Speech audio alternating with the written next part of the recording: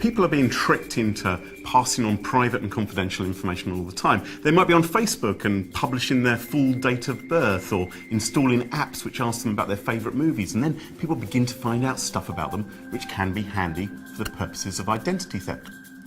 It's also a problem inside the company as well. You might receive emails or a phone call asking you for information about your business or about your computer as well.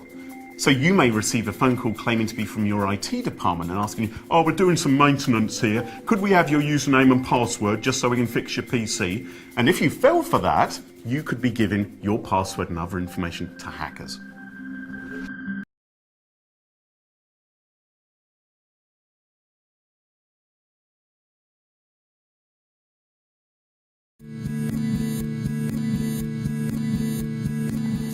Well, the thing is, if you sort of log into a computer or you use somebody else's computer or one in an internet cafe, you don't know what's on there. You don't know whether there's some form of key logging, which is monitoring everything that you type in and sending it off somewhere. So use other people's machines and certainly public machines with a great deal of care, because you really don't know what's on them and you can't necessarily trust them.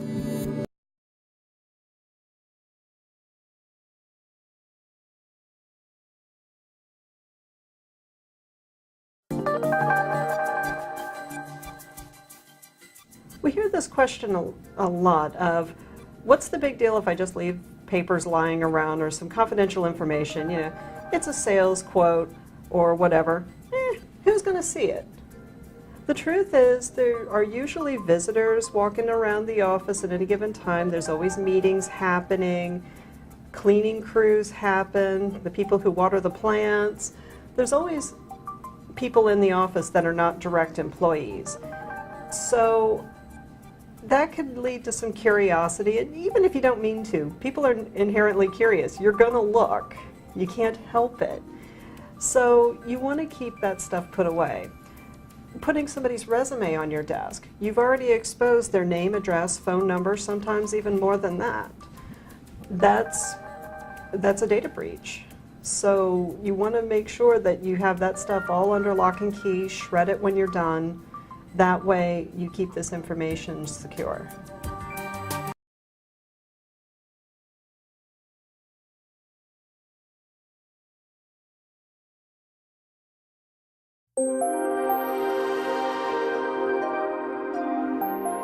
If you don't lock your computer or your mobile phone, it's like leaving the front door open on your house and having lots of neon signs saying, come in, everybody welcome, I'm not here at the moment. So if you leave your computer turned on but not locked, someone can access your email, they could send messages in your name, they could steal files. Similarly, if you lose your smartphone or just leave it lying around somewhere, someone else can read your messages and maybe steal information from you as well. It's not something you want to happen.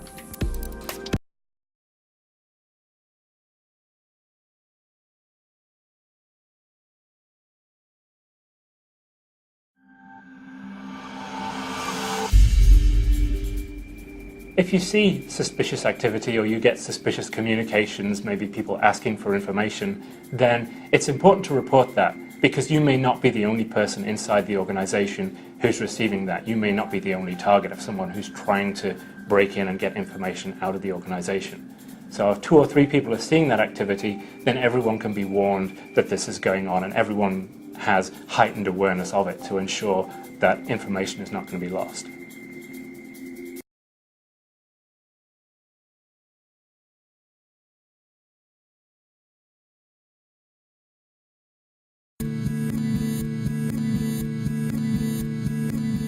So when you copy something onto your iPhone, onto a USB key, any of these new fun devices, that information is often unencrypted. That is to say, if someone else plugs it into their computer, they can get a copy of that file.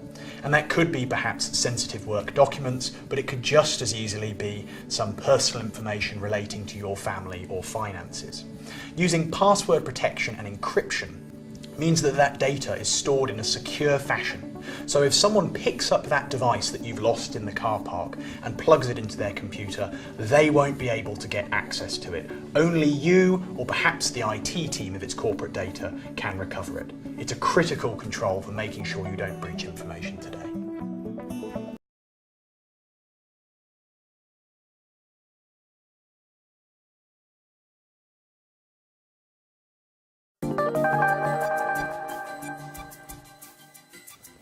people wonder, how are they supposed to manage having many passwords for different accounts? Because people like me are always telling them, make sure you have unique passwords.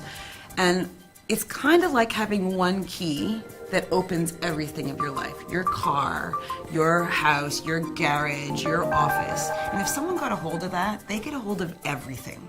So it's a bit like a password. So there's two things. One, make sure your password's difficult to guess.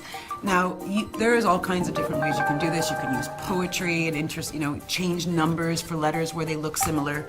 But you could also use third-party software. So there's a lot of software out there that will help you generate unique, random passwords. And all you need to do is remember a master password, and then everything else can be kept in the cloud encrypted for you. Now, is this 100% safe? Of course not, but it's a lot safer than what most people are doing today.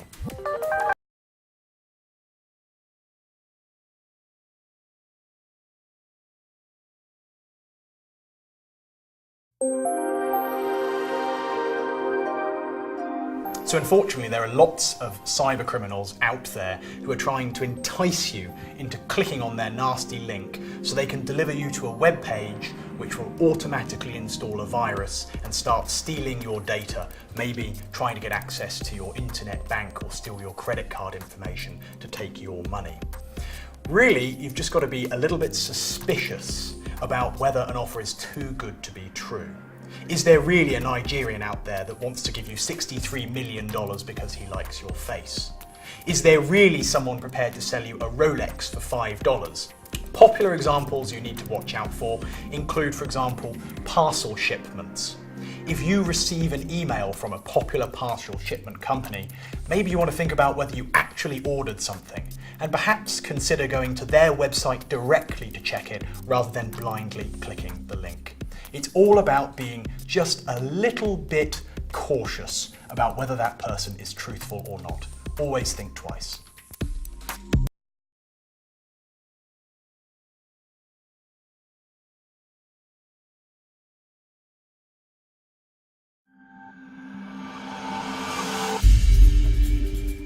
Lots of people bring in these devices into the office and want to plug them in, an iPod or iPhone or whatever.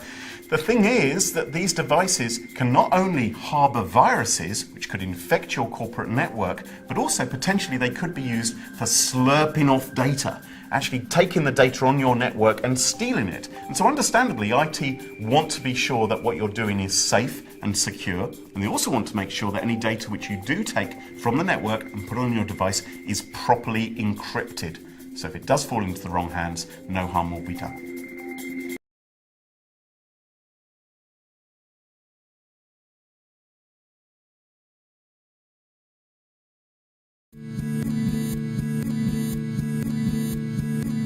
The majority of malware that infects people today infects people through software vulnerabilities.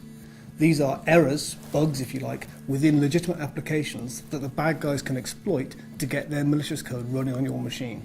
And so the more software you have running on your machine, the greater the risk surface area if you like.